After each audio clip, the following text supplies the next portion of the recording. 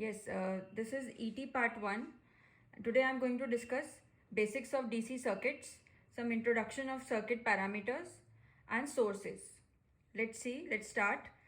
So here we are talking about only the circuits which we having DC as a source, that is direct current. Introduction of circuit parameters. First we will see electric current. So electric current, which is having a unit ampere and coulomb per second, is the rate of change of charge. Here Q is the charge in coulombs, T is the time in duration in seconds, and 1 coulomb is equals to 624 into 10 raised to power 16 electrons. So current is the rate of flow of charge through a conductor. As we can see a conductor, if we imagine here there are a number of free electrons here. A random flow of electron in a metal does not make flow of current unless there is a net transfer of charge with time. It is important to understand that random flow of electrons is not flow of current. There should be some transfer of charge with time. That is, there should be some rate of change of charge. Let's move further. So now we'll see three important terms, that is EMF, potential difference and node voltage. Now what is EMF? What is potential difference and what is node voltage? To understand that, we have taken a conductor with nodes A and B. Here node A and B are at positive and negative polarities respectively and having voltages V1 and V2. Since node A having voltage V1, we will say the node voltage of A is V1. Similarly, node voltage of B is V2. So these are node voltages, and these both node voltages having a unit volts. Now what is a potential difference? If V1 is not equal to V2 or any one of them are greater, then we will say, for example, V1 is greater than V2, then we will say there is a potential difference, that is V1 minus V2 between nodes A and B. So this is potential difference. Potential is a form of energy which is gained by electrons when they move from one place to another or from one place to infinity. So here potential difference is V1 minus V2. And what is force? EMF. Electromotive force is also denoted by volts. It is the force by which electrons move from one potential to another. So potential to low current always flow from higher potential to lower potential, like water is practical world. As we all know that water flows from higher potential to lower potential, in similar way current flows from higher potential to lower potential. If those both nodes are at same potential, then current will not flow. But if there is a resistance in between, it can never be possible, because when current is flowing from V1 to V2, some dissipation of energy will be done by this resistance. Resistance will consume some of the power, and that's why there will be some difference, potential difference from these 2 points.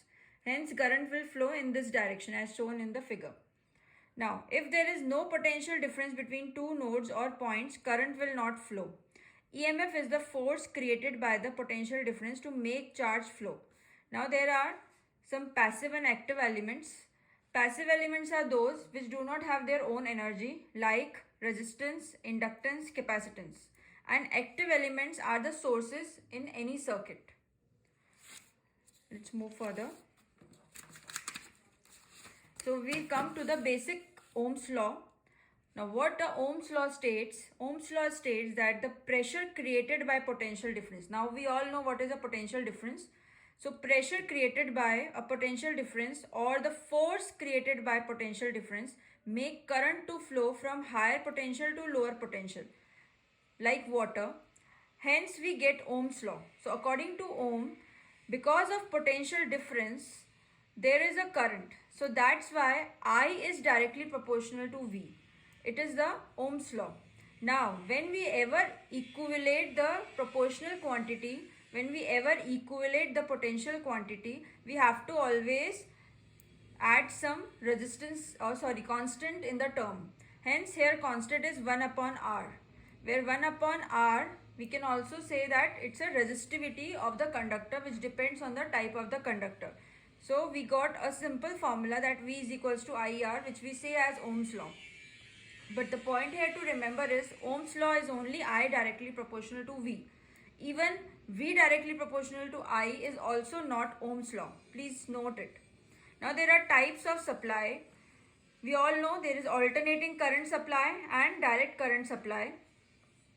Examples of direct current supply are the batteries, AA, AAA batteries which we use in our household. An example of AC supply is our sockets from which we receive 50 hertz alternating current single phase supply in our homes. This is how an alternating current is represented, and this is how an DC current is represented. Now, another three basic terms are work, power and energy. What is work done? Work done, which is specified in watts or joules, is equals to force into distance. How much force we have applied till how much distance is the work done, and that's why it is denoted by Newton into meters. Second is power. It is the rate of doing work or amount of work done in unit time, and its unit is watts. Third is energy. Energy is defined as the capacity of doing work, and its unit is joules. Now let's see types of circuit, where we can have series circuit and parallel circuits. In series circuits, the resistance which we are connecting in the circuit should be in series. That's why it is known as series circuit. As we can see, each resistance having a voltage V1, V2, V3 respectively, and we have a total voltage with the DC battery as V. Since all the resistance are in series, hence we will have a series current, that is I. Okay? I is same in all the resistance because they are connected in series. So we'll find simple formulation for how to find the equivalent resistance from the series circuit. So according to the Ohm's law, we know Ohm's law is equals to I is equals to V upon R. We have all the voltages values because the current is same in all the voltages. So V1 is equals to IR1, V2 is equals to IR2, V3 is equals to IR3.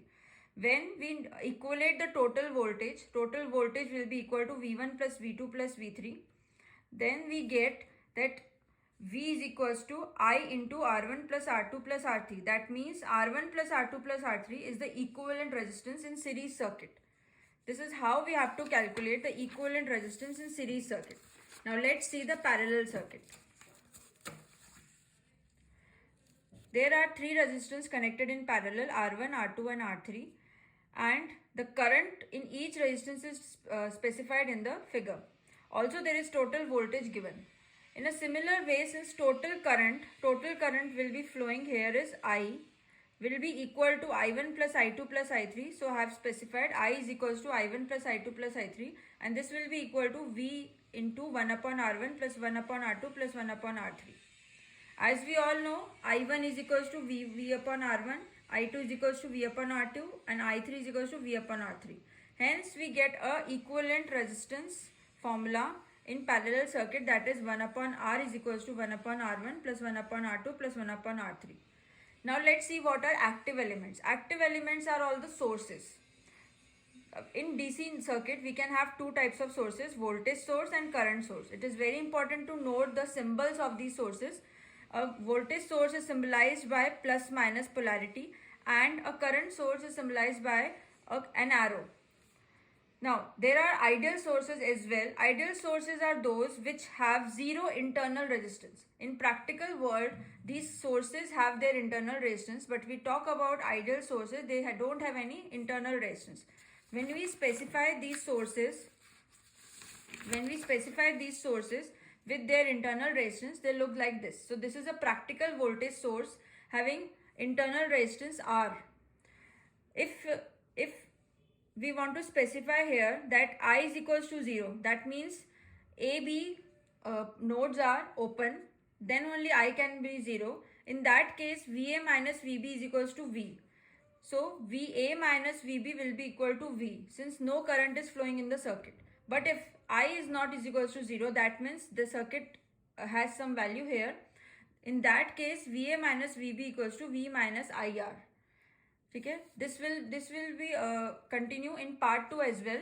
To understand it more, please see part 2 as well. Now let's see what is practical current source. Practical current source is symbolized as this. In this, internal resistance is connected in parallel. It is very important to note that here internal resistance is connected in parallel, not in series. Because here we have to see that source voltage should be same. Now there are some new values also, dependent sources. So the numericals on these type of sources come very frequently. So please do these type of sources examples more and more to get some practice. So let's first understand what is the meaning of dependent sources. So there can be 4 types of dependent sources, as you can see, 1, 2, 3, 4, which is voltage dependent voltage source, voltage dependent current source, current dependent current source, and current dependent voltage source. So I will continue in part 2.